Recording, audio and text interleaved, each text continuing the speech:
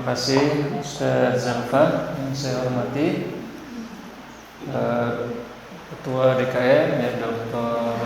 Didi dan Bu Indah Lestari sebagai Ketua Majelis Taklim, Bapak Ibu-ibu ya, Bapak-bapaknya nggak ada, ibu-ibu yang saya hormati ya Ustaz Zalfa dan hadirin sekalian, adik-adik yang hadir. Assalamualaikum warahmatullahi wabarakatuh. Waalaikumsalam warahmatullahi wabarakatuh. Alhamdulillahirabbil alamin, wassalatu wassalamu ala asyrafil anbiya'i wal mursalin sayyidina wa maulana Muhammadin wa ala alihi wa sahbihi ajma'in. Wa ba'd. Alhamdulillah, ibu-ibu dan hadirin sekalian, kita semua masih diberikan kesehatan, umur panjang, bisa berjumpa lagi hari ini tanggal 22 Juni 2024, masih di bulan Zulhijjah ya, bulan haram. Hadirin sekalian, beberapa hari yang lalu saya di WhatsApp ya oleh Ustadz Aski ya, diminta mengisi, dan kalau tidak salah sih bannernya, flyernya Sirah Nabawiyah ya ibu-ibu ya. Ya, alhamdulillah saya insya Allah berencana melanjutkan kajian kita sebelumnya. Barangkali ibu-ibu juga hadir ya. Kalau tidak salah di bulan Ramadan dulu kita pernah membahas tentang perang Badar. Ya, nah ini perang pertama di dalam sejarah Islam, yang di situ Allah Subhanahu wa taala memenangkan umat Islam. Nah, dengan izin Allah, meskipun jumlah umat muslim sangat itu lebih sedikit daripada orang-orang kafir Quraisy. Nah, setelah itu ada banyak sebenarnya perang lagi hadirin sekalian. Nah, yang akan kita bahas kali ini adalah lanjutannya. Ya, jadi perang Badar itu kejadiannya tanggal 2 Hijriah. Nah, perang Badar ini menyisakan dendam di dalam hati orang-orang kafir Quraisy. Korban jiwa mereka kurang lebih 70 yang wafat ya, yang tewas, dan yang ditawan itu 70 orang. Dan yang tewas ini orang-orang besar hadirin sekalian, jadi orang-orang penting. Dan itu membuat orang-orang kafir Quraisy ini menanti-nanti kapan mereka bisa balas dendam kepada umat muslim, kepada Rasulullah SAW. Nah, di sisi lain hadirin sekalian, kekalahan kafir Quraisy ini membuat orang-orang Quraisy ini posisinya menjadi dipermalukan gitu. Jadi satu kelompok kabilah yang dianggap sebagai pemimpin spiritual bangsa Arab, mereka bertugas menjaga Ka'bah, tetapi mereka bisa dikalahkan oleh kelompok agama baru, yaitu Islam, yang saat itu baru muncul, pengikutnya belum banyak ya, pemimpinnya Nabi Muhammad juga belum terlalu dikenal di Jazirah Arab. Sedikit demi sedikit mereka mulai menjadi kekuatan baru ya di Jazirah Arab. Nah, sementara kafir Quraisy ini mereka malu gitu ya, sebagai salah satu kabilah yang terkenal di Jazirah Arab. Maka mereka menanti-nanti kapan mereka bisa membalaskan dendam mereka. Nah, di sisi lain hadirin sekalian, mereka pun mengalami kerugian. Nah, sebagaimana kita bahas sebelumnya, di perang Badar itu orang-orang kafir Quraisy itu banyak menginvestasikan dana mereka, duit mereka kepada kafilah dagangnya Abu Sufyan, yang saat itu berhasil dihentikan oleh umat muslim dalam perang. Nah, jadi ketika perang Badar ini terjadi, itu kafir Quraisy itu rugi banyak, dan mereka pun ingin mengembalikan lagi keamanan di jalur dagang mereka supaya nanti perdagangan mereka tidak lagi terancam dengan pasukan dari umat Islam. Nah, Maka orang-orang kafir Quraisy ini pun menyusun rencana dan sekalian. Selang 1 tahun setelah perang Badar, kejadiannya di tahun 3 Hijriah.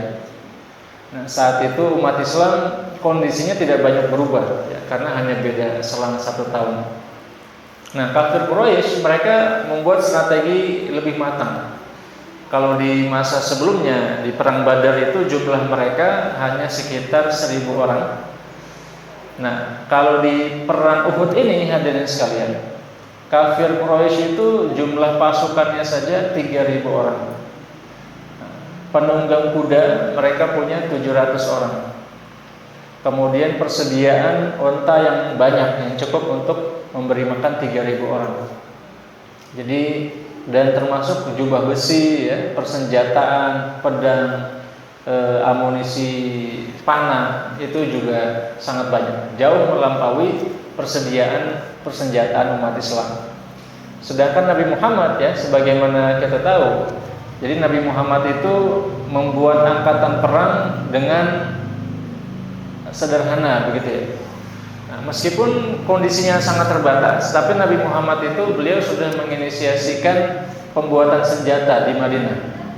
Jadi mereka sudah memproduksi panah sendiri, ya, pedang sendiri dan lain sebagainya.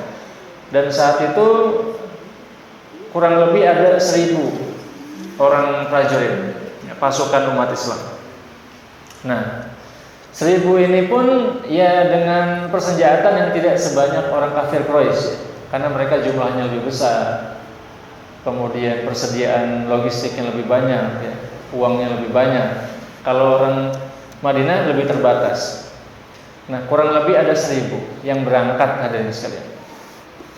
Nah, 1.000 ini ternyata di dalamnya itu tidak semuanya orang-orang mukmin beneran. Ada orang-orang munafik. Maka dalam perjalanan, ya, sebelum orang muslim itu keluar, orang kafir ini sudah datang dulu nih. Nah, mereka sudah mendekat ke arah Madinah. Mereka berhenti di sekitar wilayah Uhud.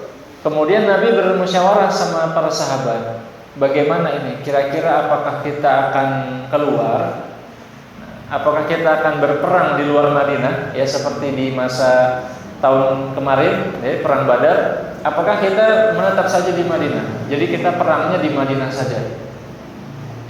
Nah, para sahabat tadinya berpendapat mendingan kita di Madinah saja.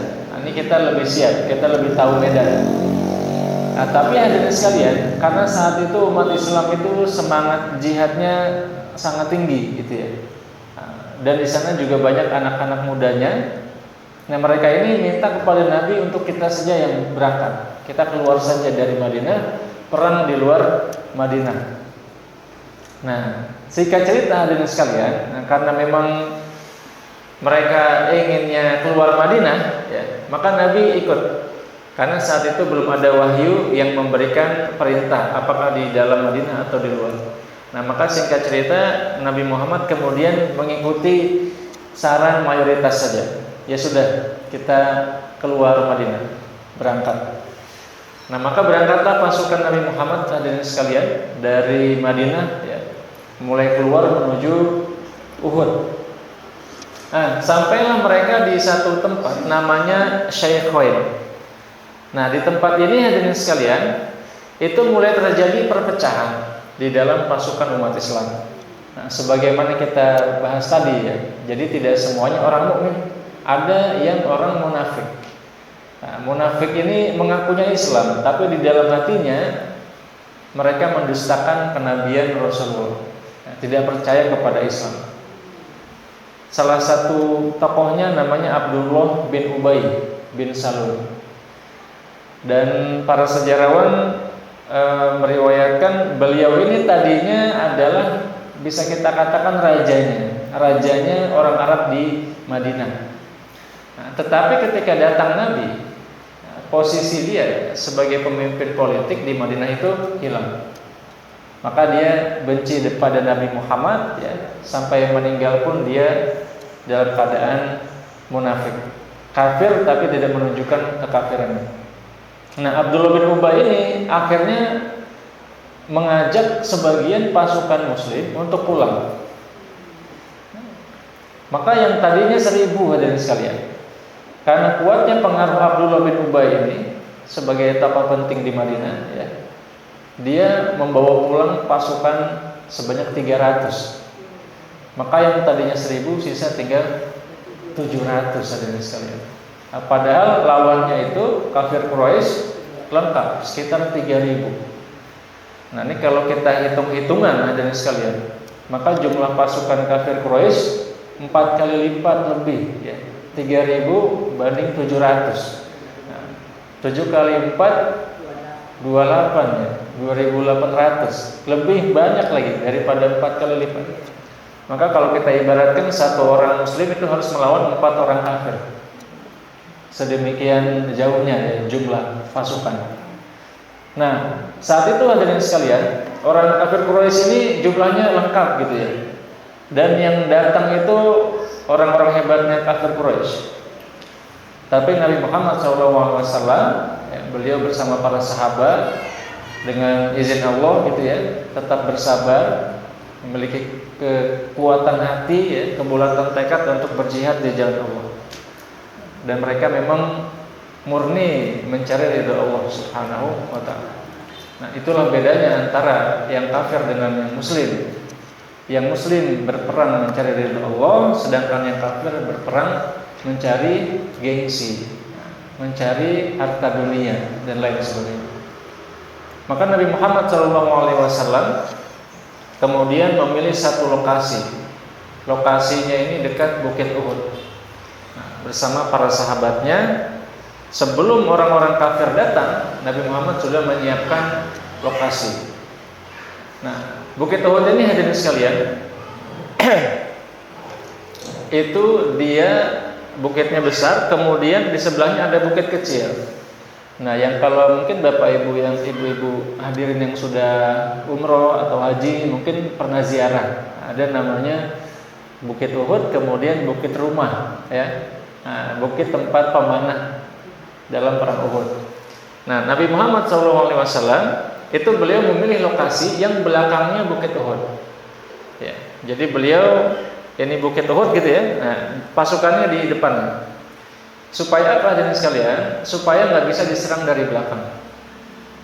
Jadi dipilih lokasi itu, dan kemudian di sebelah pasukan muslim itu ada bukit, ya, cukup nggak terlalu tinggi, ya, tapi lebih tinggi dari yang lain. Nah, di bukit inilah kemudian Nabi Muhammad memerintahkan sebagian pasukan muslim untuk menetap di situ sebagai pemanah. Nah, apa tugas mereka? Jadi ketika pasukan muslim itu maju, ya, supaya tidak diserang dari belakang, pasukan pemanah ini akan menembaki pasukan kafir yang mau menyerang dari belakang dan dari samping. Nah, untuk menjaga sisi belakang dari pasukan muslim, untuk memastikan keamanannya. Apa kata Nabi Muhammad? Kita pasti menang selama kalian tetap di sini. Jangan turun meskipun perang sudah berakhir, kata Nabi Muhammad SAW.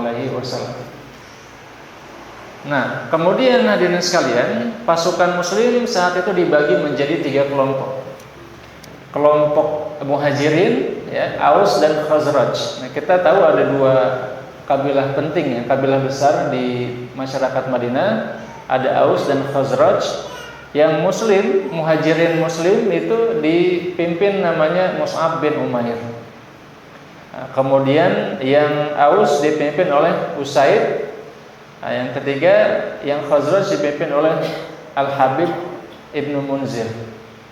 Nah, ketiganya ini sudah siap, ya. Kemudian pimpinan utamanya, panglima utamanya, panglima tertingginya tentu saja Nabi Muhammad SAW. Nah, beliau turun langsung, ya, dalam perang ini, termasuk di nanti perang-perang yang lain. Maka ini disebut sebagai Ghazwah, Ghazwah Uhud. Nah, jadi Ghazwah itu istilah untuk perang yang dihadiri langsung oleh Nabi Muhammad. Nah, nanti ada yang disebut sebagai Siriyah. Nah, Siriyah ini perang yang Nabi tidak ikut. Nah, hadirin sekalian, akhirnya setelah itu kafir Quraisy ini mulai datang. Mereka juga membagi pasukannya menjadi 3 kelompok. Tengah, sayap kiri, sayap kanan. Di sayap kanan dipimpin oleh Khalid bin Walid. Mungkin ibu-ibu sering dengar ya namanya Khalid bin Walid ya. Ini salah satu panglima terbesar dalam sejarah umat manusia yang nanti berhasil membuka wilayah Syam dan Irak setelah beliau masuk Islam. Tapi saat itu belum Islam, masih kafir beliau. Nah, kemudian di sayap kiri ada Ikrimah bin Abu Jahal. Inilah yang bapaknya tewas dalam perang Badar. Kalau ibu-ibu hadirin sekalian pernah dengar Fir'aunnya umat Nabi Muhammad, siapa Fir'aunnya umat Nabi Muhammad? Nabi mengatakan Abu Jahal. Abu Jahal itu Fir'aunnya Hazil Ummah, Fir'aunu Hazil Ummah. Nah, anaknya itu namanya Ikrimah. Ikrimah bin Abi Jahal. Ikrimah tapi laki-laki Bu ya. Kalau kita kan kadang Ikrimah perempuan ya. Ikrimah bin Abu Jahal ini laki-laki dan dia nggak kalah ganas dengan bapaknya ya. Orangnya juga kuat ya, perangnya juga jago dan lain sebagainya. Nah, dia ditaruh di sayap kiri, di tengah itu dipimpin oleh Abu Sufyan. Nah, ini Abu Sufyan ini kalau kita ibaratkan dia ya pemimpin tertingginya lah di kafir Quraisy saat itu. Nah, dan memang Abu Sufyan ini hadirin sekalian perlu kita ketahui bahwa beliau itu sebenarnya masih ada hubungan saudara sama Nabi. Ya. Jadi Abu Sufyan itu keturunan Bani Umayyah. Nah, Nabi Muhammad keturunan Bani Hashim. Nah, kemudian Bani Hashim ini keturunan Bani Umayyah ini keturunan Bani Abdul Syams. Bani Abdul Syams, Abdul Syams sama Hashim ini dulu saudara. Nah, bapaknya itu namanya Abdul Manaf. Jadi nasab mereka bertemu di Abdul Manaf. Dan dua keluarga ini ya, Bani Hashim sama Bani Abdul Syams ini saling bersaing secara politik. Nah, kalau Bani Abdul Syams ini biasanya mereka lebih dominan dalam perang sebagai panglima perang.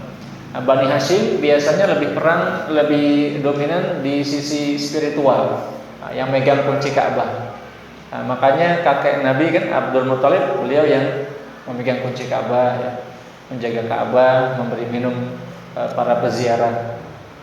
Nah, tapi kalau yang Bani Abdul Syams itu biasanya mereka jago perang. Nah, maka nanti anak beliau ya, ada Yazid, ada Muawiyah, itu mereka panglima-panglima perang yang membuka wilayah Syam. Nah, dan Abu Sufyan hadirin sekalian, salah satu dosen kami di Al-Azhar dulu, Dr. Ahmad Id, beliau mengatakan Abu Sufyan itu sebenarnya sudah percaya dengan kenabian Nabi Muhammad. Maka di beberapa riwayat, meskipun beliau kafir ya, tapi saat Nabi masih tinggal di Mekah, beliau itu malam hari suka datang ke rumah Nabi, mendengarkan Al-Quran. Beliau mengingkari kenabian Nabi, tapi hatinya itu tetap suka sama Al-Quran gitu ya.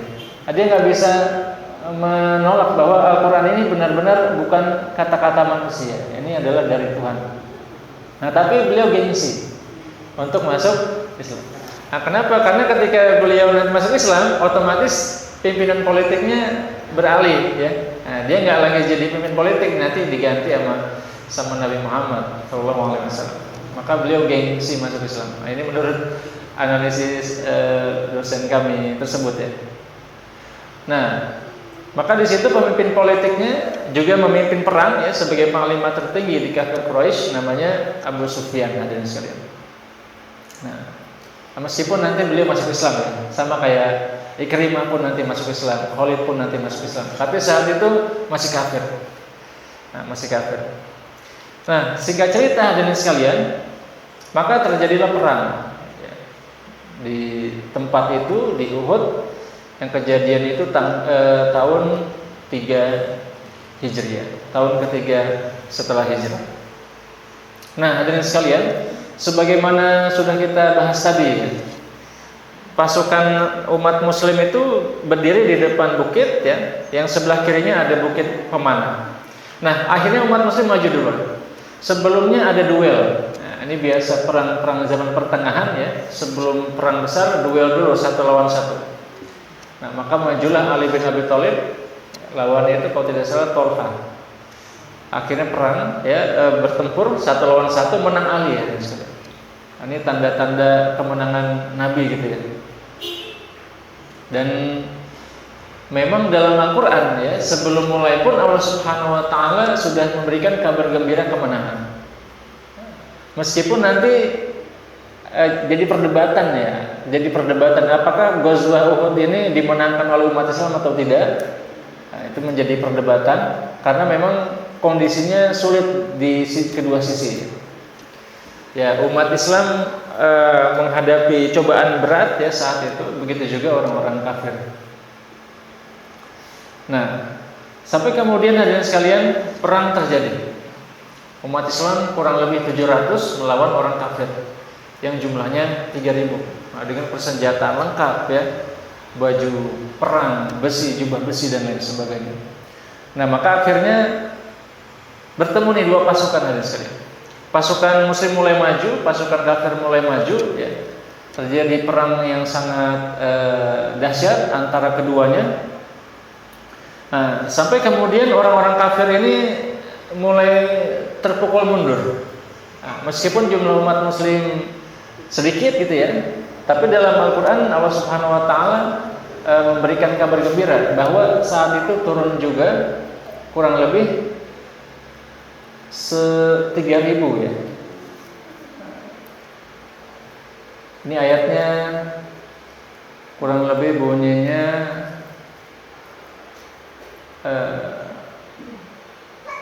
bi khamsati alafin minal malaikati musawwimin. Allah Subhanahu wa taala, kalau kalian sabar, Allah Subhanahu wa taala akan mengirimkan untuk kalian 5.000 malaikat. Kalau di dalam surat Al-Anfal ya, dalam perang Badar itu Allah Subhanahu wa taala mengirimkan alfin minal malaikati murdifin, 1.000 malaikat. Tetapi di perang Uhud ini di dalam surat Ali Imran Allah Subhanahu wa taala firmankan bi khamsati alafin minal malaikati musawwimin. Kami kirimkan 5.000 malaikat yang lengkap gitu. Nah, maka menang hadirin sekalian. Di awal perang menang. Orang-orang kafirin mundur ya. Sedemikian kuatnya iman orang-orang muslim ya, dengan jumlah yang jauh lebih sedikit mulai memukul mundur. Nah, orang-orang kafir ini akhirnya mundur hadirin sekalian. Mundur sampai ke belakang kemah mereka. Sampai ke belakang kemah mereka. Nah, melihat itu orang-orang kafir mulai terpencar mereka. Nah, yang tadinya sombong-sombong gitu ya, mulai mereka mundur. Nah, di sisi lain umat Islam maju ke depan. Tapi perang tetap terjadi. Sebagian orang kafir masih ada yang bertahan. Nah, saat itulah hadirin sekalian, orang-orang pemanah yang tadi kata Nabi kan beliau mengatakan, selama kalian tetap di sini kita akan menang, kata Nabi. Maka kalian jangan turun apapun yang terjadi. Itu kata Nabi Muhammad ya. Nah, tetapi melihat orang-orang muslim itu sudah mulai menang, kemudian kemahnya orang kafir itu kosong, orang muslim akhirnya banyak yang ngambil harta rampasan perang hadirin sekalian.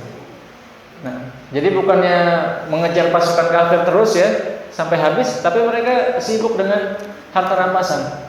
Nah, ada yang ngambil perisai ya, ada yang ngambil logistik, makanan dan lain sebagainya. Nah, maka dalam Al-Qur'an ini Allah Subhanahu wa taala firmankan ya, وَلَقَدْ صَدَقَكُمُ اللَّهُ وَعْدَهُ إِذْ تَحُسُّونَهُم بِإِذْنِهِ حَتَّى إِذَا فَشِلْتُمْ وَتَنَازَعْتُمْ فِي الْأَمْرِ وَعَصَيْتُم مِّن بَعْدِ مَا أَرَاكُم مَّا تُحِبُّونَ مِنكُم مَّن يُرِيدُ الدُّنْيَا وَمِنكُم مَّن يُرِيدُ الْآخِرَةَ ثُمَّ صَرَفَكُمْ عَنْهُمْ لِيَبْتَلِيَكُمْ وَلَقَدْ عَفَا عَنكُمْ وَاللَّهُ ذُو فَضْلٍ عَلَى الْمُؤْمِنِينَ. Pada saat itu sebenarnya Allah sudah membenarkan janjinya. Ketika Allah Subhanahu wa taala memberikan banyak bantuan ya, para malaikat. Kemudian umat muslim sudah menang. Tetapi kalian kemudian gagal. Kalian kemudian bermaksiat. Nah, yang dimaksud maksiat ini bisa jadi adalah ketika para pemanah yang Nabi Muhammad taruh di bukit pemanah itu tertarik untuk mengambil harta rampasan. Maka salah satu dari mereka mengatakan, kalian ngapain berdiri di sini? Itu kita sudah menang. Gitu. Kalian nanti nggak dapat bagian itu. Gitu. Ayo kita turun. Ngapain kita ke sini? Turun. Tapi pemimpin mereka mengatakan, jangan turun. Kalian lupa apa kata Nabi? Kita harus di sini apapun yang terjadi. Tunggu apa lagi? Kita sudah menang. Mereka sudah kabur, kata sebagian pasukan. Maka hadirin sekalian, yang tadinya jumlahnya beberapa ratus ya, atau kurang lebih 50-an orang, itu satu demi satu turun, tersisa kurang lebih sekitar 10 orang yang masih bertahan di bukit pemanah. Sisanya turun ke bawah ikut mengambil harta rampasan. Padahal hadirin sekalian, betapa pentingnya pasukan ini, karena ketika orang muslim maju ke depan ya, setiap ada orang kafir mau menyerang dari belakang, itu mereka dipanah. Maka mereka mundur.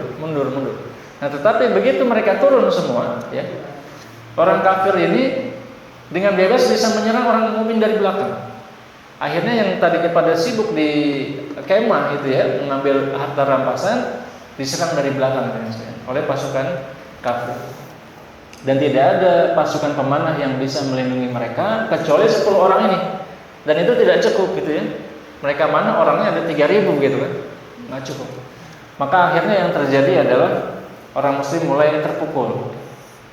Nah, satu demi satu mulai tewas hadirin sekalian. Dan yang paling membuat Nabi sedih adalah wafatnya paman beliau. Dan sebagaimana diriwayatkan hadirin sekalian bahwa istrinya Abu Sufyan namanya Hind bin Abu Jahal. Jadi beliau ini juga anaknya Abu Jahal. Beliau ini dendam, Hind ini dendam karena bapaknya dibunuh ya oleh Hamzah, paman Nabi Muhammad, paman kesayangannya Nabi. Nah, akhirnya apa hadirin sekalian? Hind ini dia itu bayar orang namanya Wahsy. Nah, Wahsy ini budak ya, budaknya Hind ini tugasnya cuma satu, membunuh Hamzah aja. Udah nggak ada tugas lain. Nah, kalau kamu bisa bunuh Hamzah, kamu akan saya merdekakan, katanya. Maka ketika terjadi chaos itu ya, orang muslim mulai terdesak dari belakang. Itu Wahsy dia bersiap-siap dengan tombaknya. Dia melihat Hamzah ya, dari jauh dia lihat. Nah, kemudian sambil dia mempersiapkan tombaknya, ketika Hamzah sedang tidak siap gitu ya, dilemparkanlah tombaknya itu ke arah Hamzah sampai Hamzah kena. Kemudian beliau jatuh.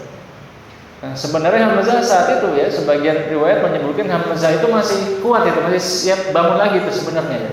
Nah, tapi kan sudah sebegitu parah lukanya, Wahsy kabur takut dia. Karena Hamzah ini ketika berperang dia bisa pegang 2 pedang ya sekalian. Salah satu pemain pedang terbaik umat Islam, Hamzah. Maka Nabi Muhammad menyebutnya sebagai Asadullah wa Rasul, singa Allah dan Rasulnya. Itulah Hamzah. Nah, Hamzah wafat tadi sekalian. Nah, kemudian salah satu sahabat juga yang disebutkan dalam riwayat ya, yang terkenal wafat itu namanya Hanzalah tadi sekalian. Hanzalah ini dalam riwayat Nabi Muhammad mengatakan Hanzalah itu wafat sebagai syahid kemudian dimandikan oleh para malaikat. Kenapa hadirin sekalian? Karena beliau pergi dari Madinah itu baru nikah. Baru nikah, pengantin baru. Nah, habis beribadah dengan istrinya gitu ya. Beliau berangkat perang belum sempat mandi ya sekalian. Belum sempat mandi.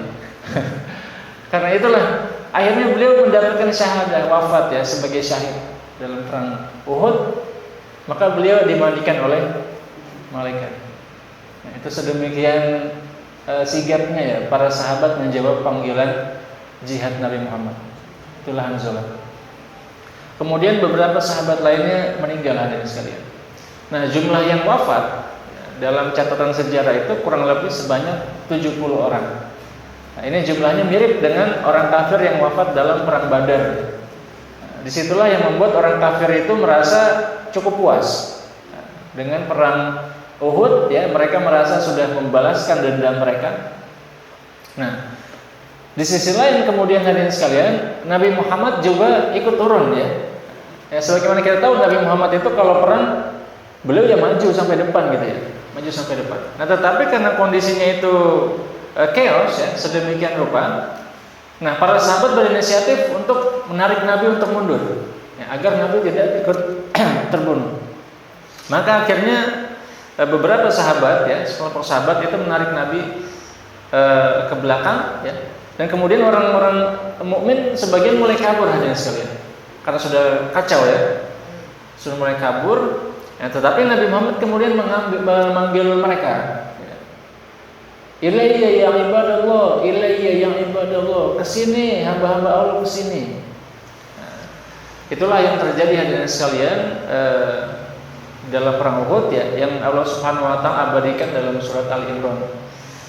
Tus'iduna wa la taluna 'ala ahadin war rasul yad'ukum fi ukhrakum fa asabakum ghamman bi ghammin likay la tahzanu 'ala ma fatakum wa la ma asabakum. Nah, jadi saat itu mereka itu lari dari sana. Lari gak lihat ke belakang. Nah, ini yang terjadi ya. Karena sudah sedemikian kacau ya. Nah, karena sebagian umat Islam itu tertarik kepada dunia ya, mendahulukan harta rampasan. Nah, sampai akhirnya formasi umat Islam kacau ya. Strategi perangnya jadi berantakan. Nah, sebagian lari. Rasul memanggil, tapi mereka sebagian lari. Ya, radhiyallahu anhum ya. Ya, kalau kita dalam kondisi itu bisa jadi larinya lebih kencang lagi gitu ya. Dan saat itulah kemudian Nabi memanggil hadirin sekalian, tapi yang bertahan hanya sebagian. Nah, sebagian sahabat itu tidak lari, mereka berjuang membela Nabi. Nah, yang dalam hal ini hadirin sekalian, sebagian kitab sirah itu menyebutkan mukjizat Nabi. Mukjizat Nabi ini antara lain di saat sedang kacau seperti itu hadirin sekalian, banyak yang tewas. Nah, Nabi itu tiba-tiba menghilang. Para sahabat melihat Nabi, tapi orang kafir nggak melihat. Ini terjadi. Dan Nabi juga yang sering beliau lakukan juga ya, beliau mengambil pasir melemparkan ke orang-orang kafir, kemudian mata mereka jadi tidak bisa melihat Nabi. Nah, ini salah satu mukjizat beliau yang terjadi dalam perang Uhud ya. Nah, tapi kemudian lama-lama Nabi mulai mundur ya. Kemudian orang kafir itu mulai melihat Nabi, kemudian mengurumuni beliau. Nah, kurang lebih mungkin sekitar 10 hadirin sekalian, para sahabat yang di sekitar Nabi. Nah, sedangkan orang kafir ini banyak gitu ya. Kita tahu jumlah mereka 3.000. Maka yang mendekati Nabi sedemikian banyak. Nah, itu para sahabat berjuang sedemikian rupa. Nah, Nabi Muhammad saat itu akhirnya harus terluka hadirin sekalian. Beliau dilempar pakai panah gitu ya, kemudian dilempar pakai batu, disabat pakai pedang. Maka kemudian jidat beliau yang mulia terluka, berdarah dan kemudian dilempari pasir, dilempari batu dan sebagainya, sampai kemudian pipi beliau pun berdarah. Maka jidat beliau, kemudian pipi beliau terkena lemparan batu, kemudian sampai bibir beliau hadirin sekalian. Bibir beliau pun terluka. Sedemikian gawatnya saat itu ya. Ratusan orang mengelilingi beliau hendak membunuh beliau. Nah, sampai kemudian salah satu sahabat wafat hadirin sekalian sebagai syahid. Jadi lingkaran 10 ini yang satu wafat. Dan satu orang kafir akhirnya hampir membunuh Nabi hadirin sekalian. Sampai kemudian Nabi saat itu sudah keadaannya sangat kritis gitu ya. Kemudian diangkat oleh sahabat-sahabat terdekat ya, oleh Umar, oleh Abu Bakar diangkat. Nah, kemudian yang kafir ini hadirin sekalian, dia merasa sudah membunuh Nabi. Maka kemudian dia mengatakan, qataltu Muhammad, qataltu Muhammad. Aku sudah bunuh Muhammad, aku sudah bunuh Muhammad. Nah, kabar ini hadirin sekalian kemudian menyebar. Ya, menyebar ke seluruh pasukan muslim. Maka sebagian mengira Nabi benar-benar sudah wafat, karena mereka pun tidak bisa melihat Nabi ya. Mereka ada di sebagian ada di depan, ada yang terpencar, Nabi ada di bagian belakang. Nah, saat itu umat muslim bingung hadirin sekalian. Nah, jadi yang tadinya sudah semangat ya, tadinya sudah merasa menang, maka mereka kemudian jadi bingung gitu ya. Nabi sudah meninggal. Nah, tetapi sebagian sahabat yang lain ya, mereka masih tetap sabar, tetap berjuang. Bahkan ada yang mengatakan kalau Nabi wafat, matilah bersamanya. Maka mereka tidak berhenti berjuang. Nah, saat itu hadirin sekalian, kemudian akhirnya para sahabat karena kondisi sudah sangat kritis ya, Nabi Muhammad dalam kondisi terluka parah, maka kemudian para sahabat mengangkat beliau sampai ke bukit. Nah, di bukit inilah beliau kemudian dilindungi oleh para sahabat ya, hadirin sekalian. Nah, sedangkan di bawah tetap perang nih, perang nggak berhenti, masih terus.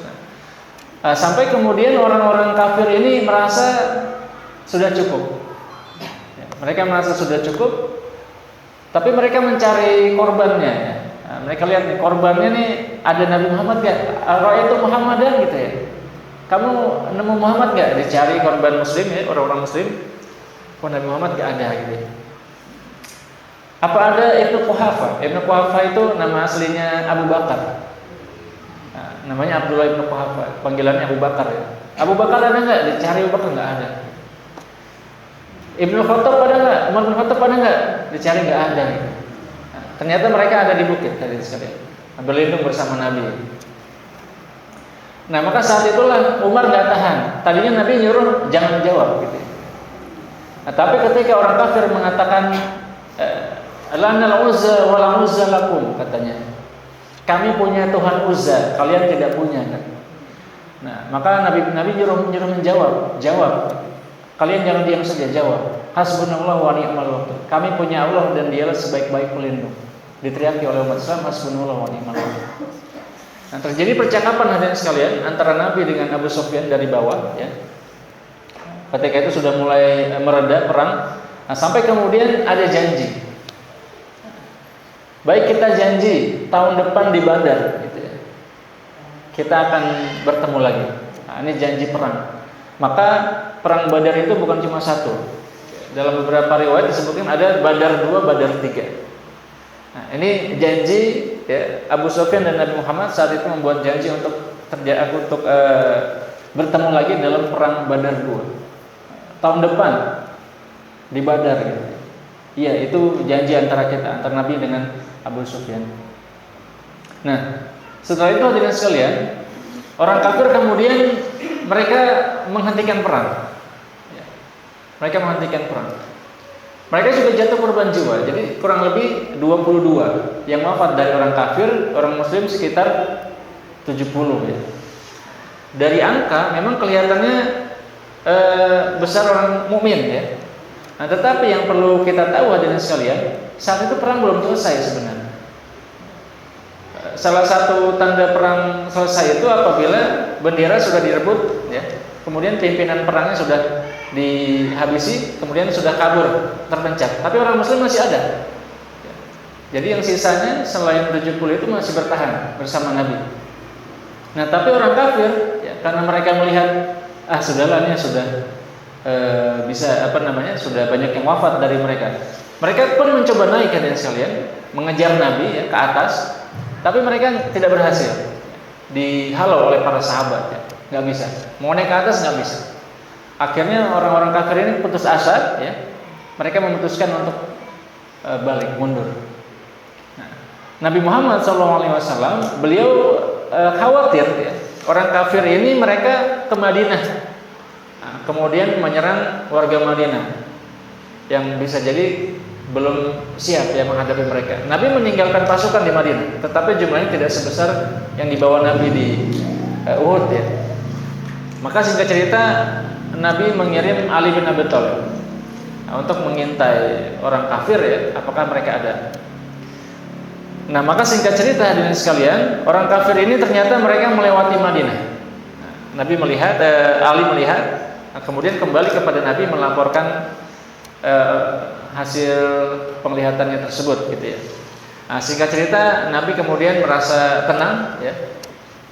Dan beliau pun memerintahkan para sahabat untuk menguburkan para jenazah. Jenazahnya dimakamkan di tempat yang sama di Bukit Uhud. Nah, maka kalau tadinya mereka mau dibawa ke Madinah dan sekalian untuk dimakamkan di Madinah, tapi Nabi Muhammad memerintahkan para sahabat untuk dimakamkan di Bukit Uhud. Maka kalau kita ke Uhud ya, ziarah ke sana, biasanya kita ziarah ke makam para syuhada Uhud. Jadi makamnya masih ada sampai sekarang, meskipun ada riwayat bahwa beberapa makam dibongkar gitu ya, untuk membangun saluran air. Nah, sampai kemudian hadirin sekalian, ini kan kondisi sudah tenang gitu ya, perang sudah mulai berakhir. Maka para sahabat mulai memakamkan para syuhada. Nah, kemudian mengenai wafatnya Hamzah dan sekalian. Wafatnya Hamzah ini Nabi sedih sekali. Beliau menangis. Yang saat itu beliau menangisi wafatnya Hamzah. Bahkan beliau mengatakan bahwa Hamzah ini tertulis namanya di sisi Allah sebagai Asadullah wa Rasuluh, singanya Allah dan Rasulnya. Kemudian para sahabat bertanya, apakah kita kabari saudara beliau? Jadi ada saudaranya namanya Sofia. Sofia ini tantenya Nabi Muhammad ya, saudara kandungnya Hamzah. Kata Nabi, jangan dikasih tahu. Beliau nggak tega. Kenapa dengan sekalian? Karena Sayyidina Hamzah ini, beliau itu setelah wafat itu tercabik-cabik badannya. Kemudian Hind si istrinya Abu Sufyan itu, dia merobek tubuhnya Hamzah. Kemudian diambil jantungnya. Kemudian dia makan saking dendamnya. Tapi mungkin karena dia tidak mampu mencerna, nggak dihabisin itu ya. Yang sedemikian parahnya. Dan bahkan sebagian sahabat itu, ada satu sahabat hadirin sekalian, itu tercabik-cabik semua badannya, sampai wajahnya tidak dikenali oleh keluarganya. Yang membuat dia dikenali hanya tanda di jempolnya. Sedemikian parah. Maka kata Nabi, tidak usah dikasih tahu Sayyidah Sofia, tidak usah dikasih tahu. Kasihan gitu. Tapi apa kata Sofia? Itu saudaraku dan aku ingin melihatnya. Apapun yang terjadi, aku akan menerima, kata Sofia. Maka akhirnya Sofia datang ya, kemudian melihat kondisi saudaranya Hamzah. Beliau pun beristighfar, kemudian mendoakan Sayyidina Hamzah. Nah, para sahabat ini hadirin sekalian akhirnya wafat sebagai syahid ya. Dan kemudian Allah Subhanahu wa taala memberikan kabar gembira ya tentang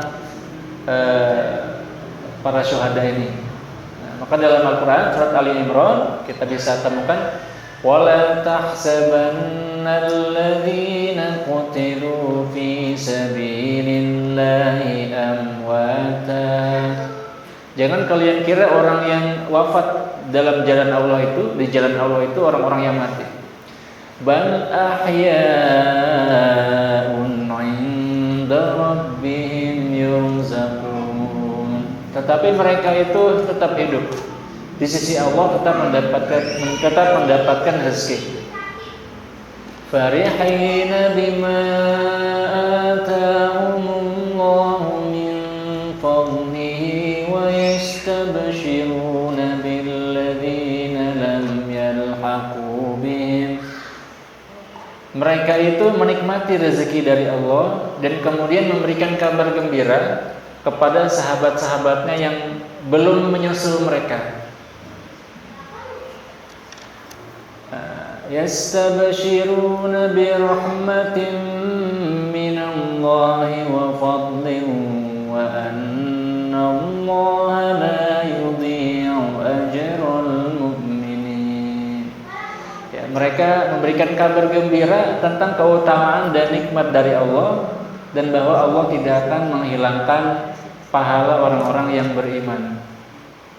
Nah, dan sekalian, jadi kita menyangka Sayyidina Hamzah gitu ya, Sayyidina Hanzalah itu tewas secara tragis mengenaskan. Tetapi di sana mereka sebenarnya senang, gitu ya, bahagia.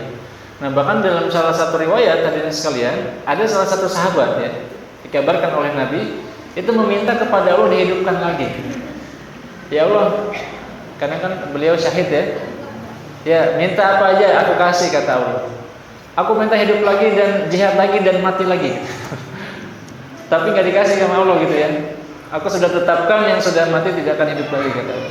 Minta yang lain gitu ya. Maka beliau dapat kenikmatan-kenikmatan yang lain. Nah, dan selanjutnya hadirin sekalian, ternyata perang belum selesai gitu. Perang belum selesai. Ternyata orang kafir itu mereka tidak pulang ke Mekah ya, tapi mereka berkumpul di satu tempat. Karena perang baru 1 hari ya hadirin sekalian. Ya, kita harus ingat ya. Jadi perang itu kadang tidak selesai sehari ya. Nah, ini perang di Gaza ini sudah masuk hari ke 100-an ya. Itu baru sehari. Nah, di hari kedua ketika umat Islam sudah mulai pulang ke Madinah, itu terlihat ada pergerakan orang-orang kafir ke satu tempat namanya Hamraul Usud. Nah, di Hamraul Usud ini hadirin sekalian, itu pasukan kafir berkumpul. Nah, Nabi ya melihat kondisi ini, kemudian bersiap-siap. Hari kedua siap-siap. Maka hadirin sekalian, Nabi pun menyuruh semua orang muslim yang kemarin berjihad ya, berjuang, yang masih luka-luka ya, yang masih lelah dan lain sebagainya, itu untuk berkumpul lagi, berjihad lagi, bersiap-siap di Hamraul Usud tadi. Nah, inilah hadirin sekalian yang berat gitu ya. Orang muslim yang sudah selamat nih, kita nih nggak jadi korban gitu ya, itu dipanggil lagi, berjihad lagi. Nah, tetapi hadirin sekalian, karena iman mereka yang kuat gitu ya, kesabaran mereka yang kuat, keyakinan mereka ya bahwa ini adalah ibadah, ini adalah pengabdian kepada Allah, maka mereka berangkat lagi hadirin sekalian. Siap-siap lagi 700 orang. Nah, yang kemarin sudah luka-luka itu ya, siap-siap lagi. Nah, inilah orang-orang yang dipuji oleh Allah Subhanahu wa taala dalam surat Ali Imran. Alladzina istajabu lillahi war rasuli min ba'di ma asabahumul qarh. Alladzina qala lahumun nasu innan nasa qad jama'u lakum fakhshawhum fazadahum imana wa qalu hasbunallahu wa ni'mal wakil. Mereka lah orang-orang yang menjawab panggilan Nabi setelah mereka terkena luka-luka. Kemudian orang-orang mengatakan kepada mereka, itu orang kafir sudah berkumpul, kalian jangan berani-berani dengan mereka. Maka mereka menjawab, hasbunallah wa ni'mal. Cukup Allah saja sebaik-baik pelindung kita. Maka mereka pun kemudian berangkat hadirin sekalian. Nah, Nabi Muhammad hadirin sekalian, itu beliau mengirim 2 mata-mata untuk melihat kondisi. Nah, ternyata hadirin sekalian, begitu 2 sahabat Nabi ini datang, itu langsung ketahuan sama orang kafir, ditangkap dan dibunuh. Nah, sedangkan Nabi dan para sahabat yang lain belum berangkat ya, mereka masih dalam perjalanan. Nah, singkat cerita hadirin sekalian, orang-orang kafir ini gitu ya, itu mereka jadi takut. Nah, ini perannya Allah di sini ya. Wa yulqi fi qulubihimur ru'b. Dan Allah nanti akan menghujankan ke dalam hati mereka itu rasa takut. Mereka takut tadi sekalian. Padahal sejarah jumlah menang, gitu ya, lebih besar. Perbekalan lebih besar. Persenjataan lebih banyak gitu ya. Dan bahkan korban jiwa orang muslim lebih besar gitu ya. Tapi mereka tahu bahwa mereka menghadapi orang-orang yang semangat jihad itu luar biasa tinggi.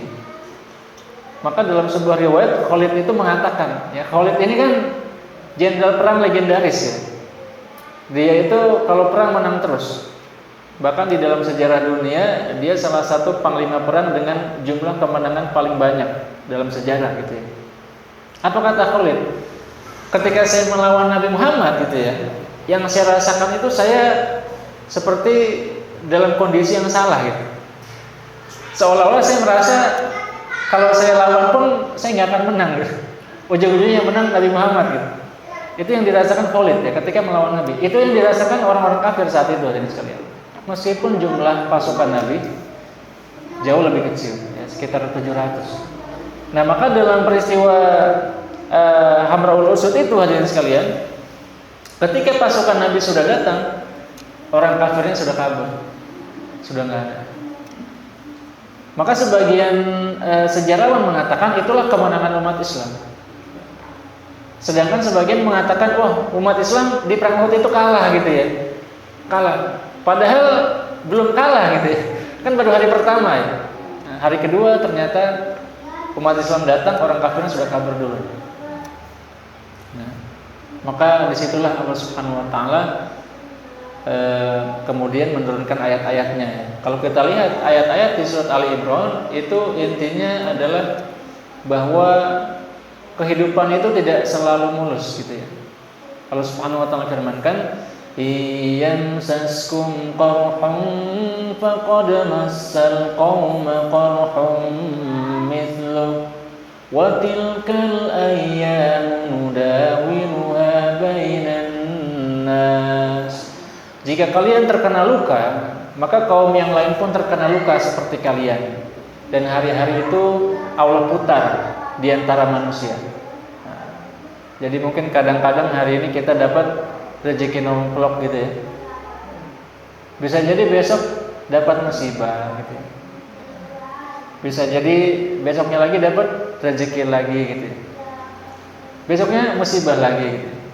Wa tilkal ayyam nudawiluha bainan nas. Dan hari-hari yang seperti itu Allah putar di antara manusia.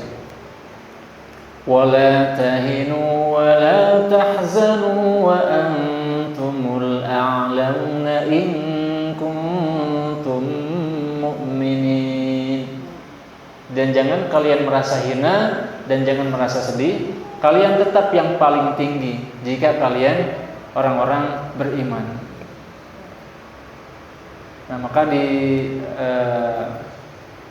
lanjutan ayatnya hadirin sekalian, Allah Subhanahu wa taala firmankan, "Awalamma asabatkum musibatun qad asabatum mithlaiha qultum anna hadza qul huwa min 'indi anfusikum innallaha 'ala kulli syai'in qadir." Apakah ketika kalian terkena musibah, yang kalian pun pernah kena musibah seperti itu, kalian mengatakan ini apa? Kok bisa gini? Umat Islam merasa bahwa mereka itu pasti ditolong Allah, gitu kan? Allah Subhanahu wa taala sudah janjikan ya. La ghlibanna ana wa rusuli. Aku akan menangkan umatku dan juga rasul-rasulku gitu. Itu sudah janji Allah. Kok kita mundur ya? Kok kita kalah gitu ya? Nah, itu di awal muncul kata-kata seperti itu, teman-teman. Hadirin sekalian, apa kata Allah? Qul huwa min indi anfusikum. Itu karena perbuatan kalian sendiri. Innallaha 'ala kulli syai'in qadir. Allah mampu melakukan apapun. Nah, tetapi ketika umat Islam cinta dunia gitu ya, kemudian tergoda dunia, kemudian bermaksiat ya, maka Allah Subhanahu wa taala ya berkehendak gitu ya, menunjukkan akibatnya dari perbuatan-perbuatan tersebut. Tetapi di akhirnya tetap sesuai janji Allah, Allah akan menangkan umatnya dan rasulnya. Nah, kemudian kita beralih hadirin sekalian nih ke masa selanjutnya gitu ya. Nah, sebagaimana kita bahas tadi kan sudah ada janji ya antara Abu Sufyan dengan Nabi Muhammad SAW bahwa akan ada perang lagi di Badar tahun depan. Perang Uhud tahun 3 Hijriah. Tahun depannya berarti tahun 4 Hijriah. Maka 4 Hijriah ini adalah perang Badar kedua. Perang Badar kedua. Apa yang terjadi hadirin sekalian? Nah, ini yang menarik. Kita sering bahas perang Badar 1, tapi perang Badar 2 jarang disebutkan gitu kan. Apa yang terjadi? Iya. Nih. Masih cukup ya waktunya ya? Biasanya sampai jam berapa? Masih ya? Soalnya materi saya udah mau habis. Ayo. Nah, perang Badar kedua jadi sekalian, itu Nabi Muhammad sudah siap-siap nih. Ya, karena beliau kan Shadiqul Wa'di ya, bahkan Rasulullah Nabi ya. Beliau itu janjinya pasti benar. Ya. Maka beliau sudah berjanji tahun depan akan perang, ya beliau siapkan pasukan. Sudah siap pasukan hadirin sekalian. Nah, kemudian orang kafir juga sudah siap nih pasukan. Siap pasukan. Tetapi hadirin sekalian, menjelang kejadian ya, menjelang pertemuan di Badar, ada salah satu orang kafir masuk Islam. Dan orang kafir yang lain nggak tahu dia masuk Islam. Ini mohon maaf saya lupa namanya gitu ya. Kemudian datang kepada Nabi. Nabi, saya masuk Islam, saya bersyahadat ya, engkau adalah Nabi, bahwa Allah itu mengutus engkau gitu ya. Kata Nabi, kamu udah ketahuan belum sama yang lain masuk Islam? Belum Nabi. Ya udah, kamu ikuti kata saya, kata Nabi. Maka apa kata dia sekalian? Nah, orang kafirnya sudah mulai jalan nih, sudah mulai jalan, kemudian transit di kemah gitu ya. Nah, orang yang mu'alaf ini ya dikirim Nabi, kamu ke sana, kata Nabi ya. Kamu takut-takutin mereka ya, supaya mereka bubar.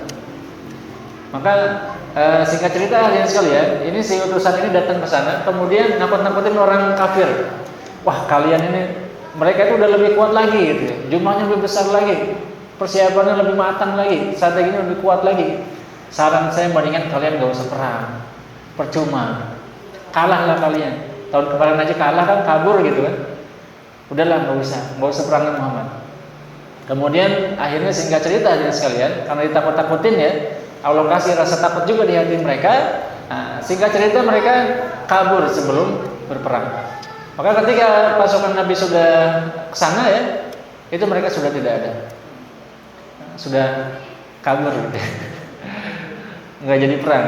Dan iya, itu yang menarik ya. Dan Abu Sufyan sendiri yang membubarkan gitu ya. Oke, saya pulang, kalian pulang aja semua. Akhirnya pulang hadirin sekalian. Itulah kejadian di perang Badar kedua yang tidak jadi perang. Tapi pasukannya sudah ada ya, janjinya sudah terlaksana. Itulah perang Badar kedua. Nah, itu kejadiannya di tahun keempat Hijriah. Nah, selanjutnya hadirin sekalian, tahun kelima. Tahun kelima ini kafir Quraisy ini merasa mereka nggak cukup nih, cuma mengandalkan Quraisy gitu ya. Kita nggak cukup nih, orang Muslim udah wah menang melulu gitu ya. Kita banyak juga mereka menang melulu. Kita cari pasukan lain. Nah, nanti itulah yang terjadi di perang tahun kelima Hijriah. Namanya perang Ahzab, atau yang juga dikenal sebagai perang Handak. Nah, perang parit ya.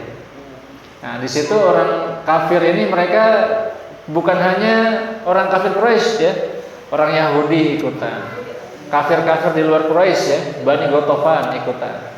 Nah, ini Bani Ghatafan ini jumlahnya paling besar nih. Kalau orang kafir Quraisy itu maksimal ya 3.000, udah mentok gitu ya, semuanya udah maksimal. Nah, tapi Bani Ghatafan itu jumlahnya bisa ribuan ya, sampai nanti total perang Ahzab itu gabungan pasukan kafir ini mencapai 10.000 ya sekalian. Nah, orang Muslim nggak akan sampai segitu karena jumlahnya memang sedikit ya penduduk Madinah. Ya itulah yang akan terjadi nanti di dalam perang Ahzab, ya perang Khandaq. Ya mudah-mudahan bisa kita bahas di pertemuan-pertemuan yang lain. Ya. Iya. Assalamualaikum warahmatullahi wabarakatuh. Waalaikumsalam.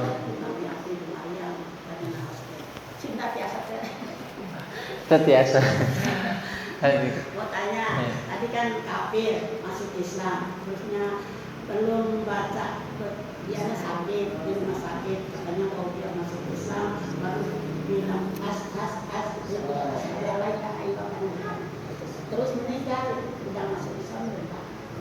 Tapi belum keucap loh, asyhadu alla ilaha illallah belum keucap. Baru as gitu aja, terus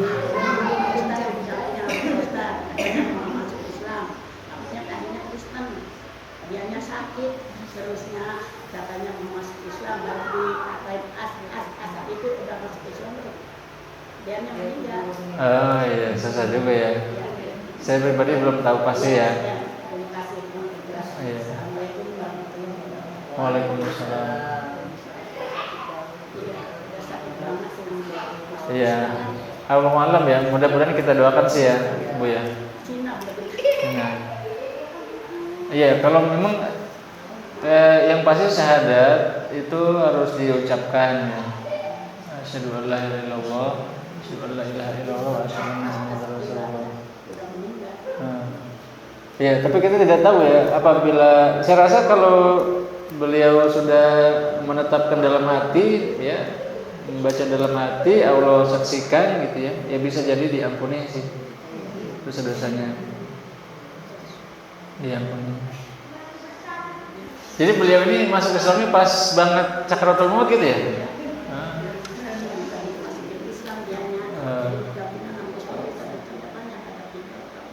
Terus abis itu langsung meninggal. Oh, meninggal. Iya, kita nggak tahu ya. Saya nggak tahu. Iya. Ya takutnya kan kayak Firaun ya. Iya. Ya. Perlakuan jenazahnya kalau dari Islam kan berarti dimandikan, Itu dimandiin ya.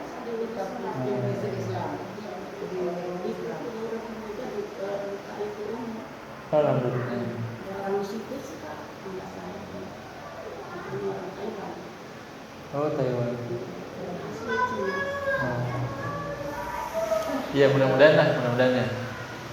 Ya, saya rasa kalau yang penting sudah syahadat gitu ya, Allah masih terima.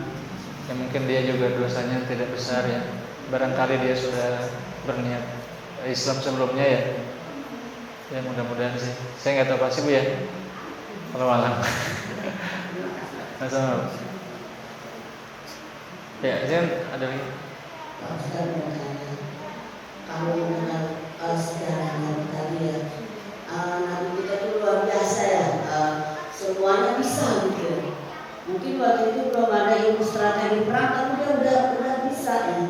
Kemudian juga bagaimana dia mengatur kekuatan ya, dan kekuatan, memberikan penguatan motivasi kepada anggotanya itu semuanya tanpa kalau sekarang ada pendidikannya ya, harus strategi segala macam. Dia sudah bisa. Saya berpikir luar biasa ya Rasulullah ini.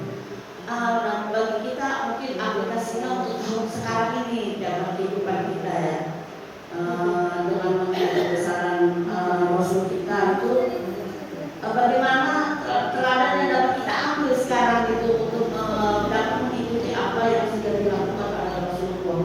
Kan kalau perang sekarang itu nggak kelihatan Pak Ustaz, perang media sosial ya, perang apalagi kalau yang nyata masih sekarang Palestina yang jelas itu ya. Hanya dengan tidak memilih produk yang pro Israel aja kita nggak mampu gitu, apalagi kita disuruh perang. Nah itu bagaimana Pak Ustaz nih kita mensikapi agar kita tetap menjadi pengikut Rasulullah gitu ya, dan juga kita menjadi umatnya selalu kita nanti di akhirat. Bagaimana Pak Ustaz? Ya, terima kasih pertanyaannya. Ya, untuk kita di masa sekarang hadirin sekalian, memang sebagai umat Islam kita harus selalu siap ya waktunya berjihad. Bahkan ada sebenarnya Nabi beliau mengatakan ya, yang makna umumnya barang siapa wafat dan dia belum pernah berjihad, maka seolah dia wafat dan dalam hatinya ada kemunafikan. Nah, sedemikian pentingnya jihad gitu ya. Nah, bagaimana dengan yang perempuan? Yang perempuan memang tidak wajib berjihad ya. Kalau perempuan biasanya tugasnya merawat yang luka gitu ya, membawa logistik ya, karena kondisinya juga berbeda.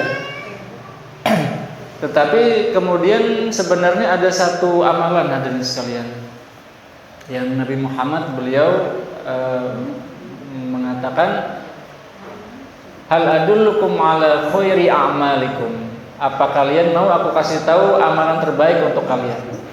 wa azkaha 'inda rabbikum, dan yang paling suci di sisi Tuhan kalian, wa arfa'uha li darajatikum, yang derajatnya paling mulia, yang wa khairun min infaqiz zahabi wal fiddah, lebih baik daripada kalian infak emas dan perak, wa khairul lakum min an talqaw aduwakum fatadribuna anaqahum wa yadribuna anaqakum, dan lebih baik daripada kalian berjihad, kalian tebas leher mereka, mereka tebas leher kalian. Nabi mengatakan, ya, para sahabat penasaran, apa itu ya Rasul? Beliau mengatakan zikrullah, berzikir kepada Allah. Dalam hadis yang lain Nabi Muhammad beliau bersabda, zikrullahi fi kulli hal khairun minal jihad fi sabilillah. Berzikir kepada Allah di semua kondisi itu lebih afdol daripada berjihad fisabilillah. Maka dalam salah satu hadis ya, ketika Sayyidah Aisyah bertanya, "Ya Nabi, jihad ini adalah amalan paling mulia gitu. Apakah kita perempuan berjihad juga?" Maka Nabi mengatakan hadis tersebut ya. Zikrullah fi kulli hal khairun minal jihad fisabilillah. Berzikir kepada Allah dalam semua kondisi itu lebih baik daripada jihad fisabilillah. Nah, terutama untuk yang perempuan ya. Kalau laki-laki ketika memang sudah wajib ya mau nggak mau dia harus berangkat ya. Nah, misalkan dalam lingkup, jadi jihad itu hadirin sekalian hukumnya fardu kifayah. Fardu kifayah artinya ketika ada sekelompok orang menjalankan, maka kewajiban yang lain gugur. Nah, karena para saudara kita di Palestina mereka berjihad ya, maka kewajiban di sekelilingnya gugur. Tetapi dalam radius sekian meter itu ya, itu menjadi lebih utama ya, lebih wajib bagi mereka. Nah, misalkan di daerah sini nih ada musuh nih. Nah, yang tinggal dekat sini cuma misalkan 100 orang gitu ya, laki-laki, yang nggak ada yang lain, mereka lah yang wajib gitu. Nah, yang lainnya kewajiban gugur ketika mereka sudah berangkat gitu ya. Nah, sedangkan untuk yang perempuan ya tadi mungkin membantu dengan logistik gitu ya, membantu dengan berzikir. Nah, ternyata zikir ini memang tinggi sekali. Banyak dari kita tidak terlalu peduli gitu ya kepada zikir. Nah, ternyata di sisi Allah itu besar sekali. Sampai Nabi mengatakan kan lebih tinggi nilainya daripada infak emas dan perak gitu. Lebih tinggi daripada jihad gitu ya, fisabilillah. Nah, zikir inilah yang mungkin bisa kita lakukan ya sebagai teladan kita kepada para sahabat, kepada Nabi Muhammad SAW. Nah, maka zikir ini kalau bisa ya tidak lepas ya, idealnya begitu hadirin sekalian. Nah, misalkan kita jalan ya, atau kita mungkin lagi di kendaraan gitu ya, daripada pikiran kita melayang nggak jelas nih kan, kadang-kadang pikirannya kotor gitu ya. Nah, kita berzikir itu yang ideal. Nah, meskipun kadang kita lupa ya. Maka kalau kita lihat di Al-Quran banyak sekali ayatnya kan. Fadhkuruni azkurkum washkuruli wala takfurun. Ingatlah aku, berzikirlah kepadaku, aku akan mengingat kalian. Nah, dan bersyukurlah dan jangan kalian kufur. Wadhkurullaha katsiran la'allakum tuflihun. Dan berzikirlah kepada Allah yang banyak, mudah-mudahan kalian beruntung gitu. Dan ini juga diwajibkan terutama setelah sholat ya. Fa idza qadaytumus shalah fazkurullah qiyaman wa qu'udan wa 'ala junubikum. Dan ketika kalian setelah selesai sholat, berzikirlah kepada Allah, ingatlah Allah dalam keadaan berdiri, keadaan duduk, keadaan tidur. Wa idza ma'nantum faqimus shalah. Dan ketika kalian sudah tenang, maka dirikanlah sholat. Ya, maka zikir ini begitu tinggi. Jadi dia itu ringan ya, di lisan, tapi berat di mizan, ditimbang. Khafifatan fil lisan, sakilatan fil mizan. Jadi ada dua kata yang ringan di lisan, berat di mizan, timbang. Apa itu? Subhanallah wa bihamdih, subhanallah fil azim. Subhanallah wa bihamdih, subhanallah fil azim. Ini dalam riwayat Bukhari dan Muslim. Hadisnya kuat sekali ya. Itu kan ringan ya hadirin sekalian ya, nggak perlu keluar energi banyak ya. Tapi di timbangan berat ya. itulah amalan yang kita kadang lalai gitu ya. Ya, maka sebenarnya kita jauh lebih ringan ya. Tapi di sisi lain kita sebenarnya punya tanggung jawab juga untuk ya menyampaikan apa yang kita tahu gitu ya. Kalau kita bisa sebarkan ilmu kita di medsos ya bagus juga gitu ya, atau sekedar kepada keluarga kita ya, nah, itu juga penting ya. Saya rasa memang jihad di masa sekarang ini kan sebenarnya jihad itu dua ya. Kalau di dalam Al-Quran sebenarnya yang didahulukan itu harta, bi amwalikum wa anfusikum, wajahadu bi amwalihim wa anfusihim.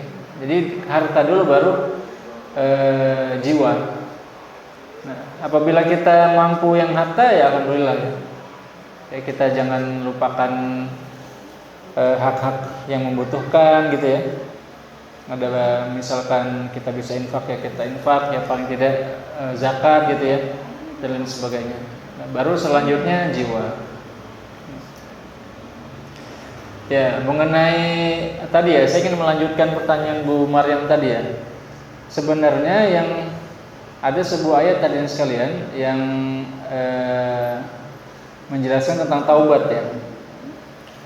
Jadi innamat taubatu 'alallahi lil ladzina ya'maluna su'a bi jahalah summa yatubuna min qarib fa ulaika yatubullahu 'alaihim. Jadi taubat itu sebaiknya kita lakukan setelah kita melakukan kesalahan, tidak jauh setelahnya gitu ya.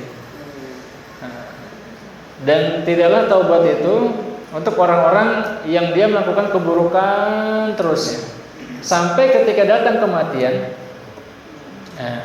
baru dia mengatakan, iya, saya bertaubat gitu ya. Iya. Walaisatit taubatu lilladzina ya'maluna as-sayyi'at hatta idza hadara ahadahumul maut qala inni tubtul an. Nah, sampai ketika datang kematian baru dia mengatakan saya tobat sekarang gitu ya. Nah, itu makanya kalau dalam kasus tadi sih agak bingung juga gitu ya. Karena apakah beliau ini taubat karena sudah datang kematiannya gitu ya, baru taubat gitu kan? Sedangkan itu nggak disebut taubat dalam ayat itu gitu ya. Nah, ataukah dia memang benar-benar ikhlas gitu ya? Makanya yang pasti Allahu a'lam ya. Nah, kalau kita lihat Fir'aun hadirin sekalian, Fir'aun ini juga dia taubat sebenarnya ya. Nah, tapi setelah tenggelam taubatnya, iya baru taubat kan? Hatta idza adrakahumul gharaqu qala amantu annahu la ilaha illa alladhi amanat bihi banu Israil wa ana minal muslimin.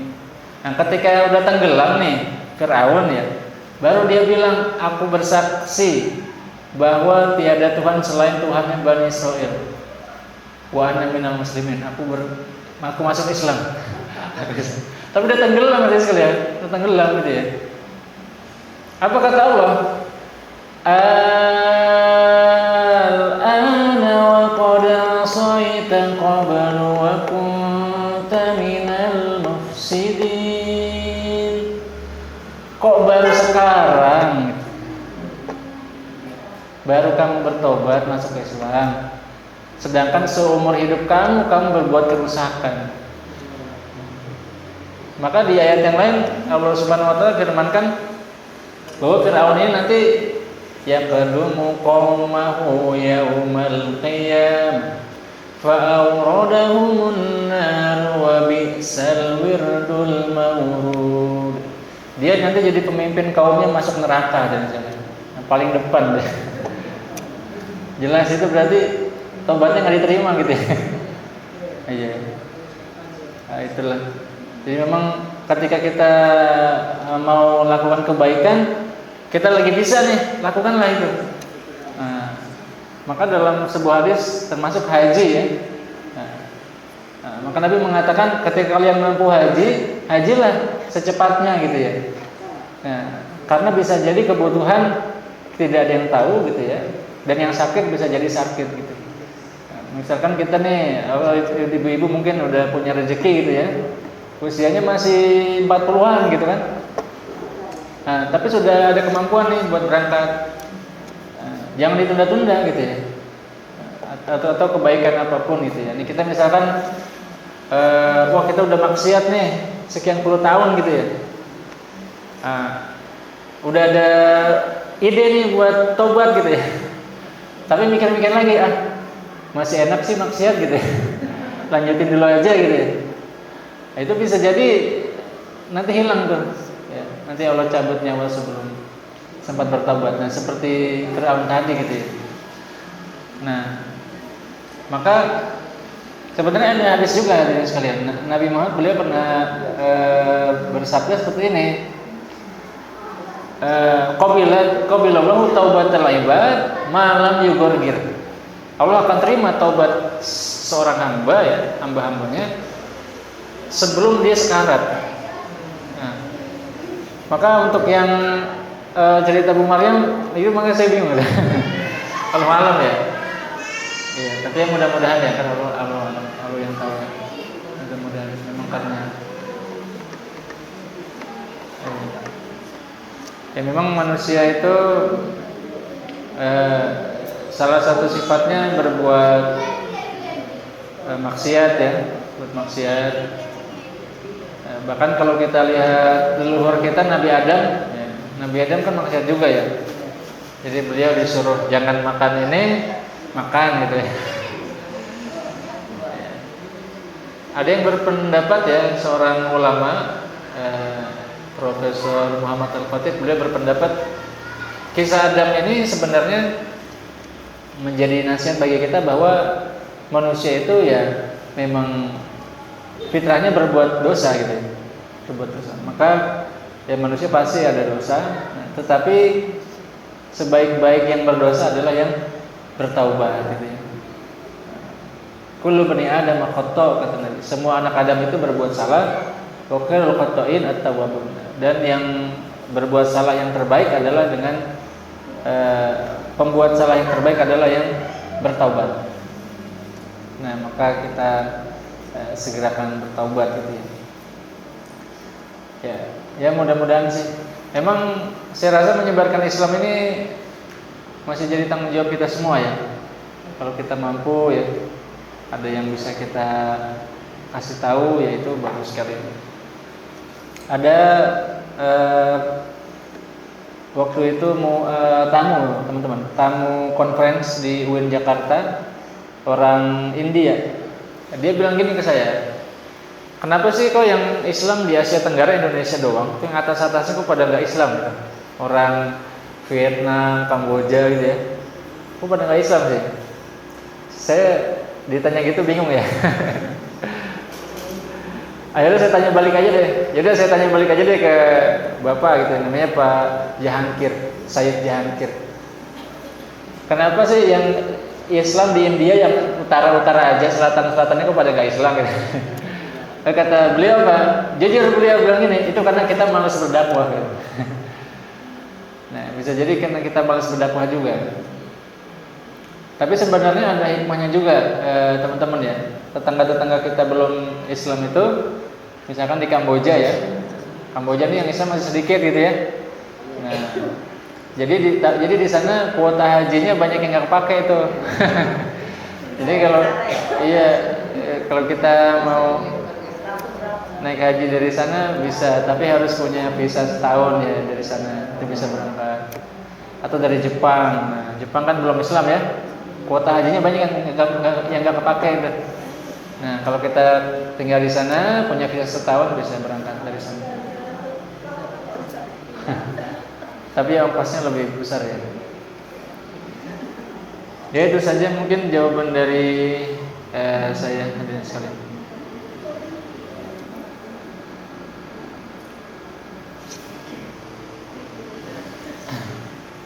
Alhamdulillahirrahmanirrahim. Telah kita simak bersama Fadilatul Hasanah yang syahadat ilmu dan hikmahnya dari kita Ustaz Izjian Insyaallah apa yang disampaikan beliau akan menjadi bermanfaat dan dapat kita amalkan. Amin. Ya Rabbal Alamin. Yaitu pada selanjutnya doa yang akan dipimpin langsung oleh Ustaz Zia. Kepada beliau wakil depan kami persilakan. Bismillahirrahmanirrahim. Alhamdulillahirabbil alamin. Hamdasy syakirin, hamdan na'imin. Hamdan yuwafi ni'amahu wa yukafi mazidah. Ya Rabbana lakal hamdu kama yanbaghi li jalali wajhikal karimi wa 'azimi sultanik. Allahumma salli ala khairi khalqika Muhammadin wa ala alihi wa sahbihi ajma'in. Allahumma rabbana ighfir lana dhunubana wa dhunuba walidina warhamhum kama rabbawna shighara wa li jami'il muslimina wal muslimat wal mu'minina wal mu'minat al ahya'i minhum wal amwat innaka sami'un qaribun mujibud da'awat ya qadiyal hajat rabbana hab lana min azwajina wa dhurriyyatina qurrata a'yun waj'alna lil muttaqina imama. Allahumma aslih lana dinana alladhi huwa 'ismatu amrina wa aslih lana dunyana allati fiha ma'ashuna wa aslih lana akhiratana allati ilayha ma'aduna waj'alil hayata ziyadatan lana fi kulli khair waj'alil mauta rahatan lana min kulli syarr. Allahumma inna nas'aluka bikulli ismin huwa laka sammaita bihi nafsak aw anzaltahu fi kitabik aw 'allamtahu ahadan min khalqik aw ista'tharta bihi fi 'ilmil ghaibi 'indak an taj'ala al-Qur'ana al-'azima rabi'a qulubina wa jalaa'a huznina wa dhahaba humumina. Allahumma aghnina bihalalika an haramika wa aghnina bifadlika amman siwak. Ya muqallibal qulub tsabbit qulubana ala dinika wa ta'atik. Allahumma a'izzal islam wal muslimin wa ahlikil kafarata wal mubtadi'ata wal musyrikin wa dammir a'da'aka a'da'ad din wa khudhul man khadhalal muslimin. Allahumma ansur ikhwanana fi Palestin. Allahumma kun lahum ya rabbal alamin. Allahumma ahtim dima'ahum washfi jarhahum warham mautahum wa taqabbal syuhadahum wansurhum ala a'daihim ya rabbal alamin. Rabbana atina fid dunya hasanah wa fil akhirati hasanah wa qina adzaban nar. Wa sallallahu ala sayyidina Muhammadin wa ala alihi wa sahbihi ajma'in. Subhana rabbika rabbil izzati amma yasifun wa salamun alal mursalin walhamdulillahi rabbil alamin. Al-Fatihah.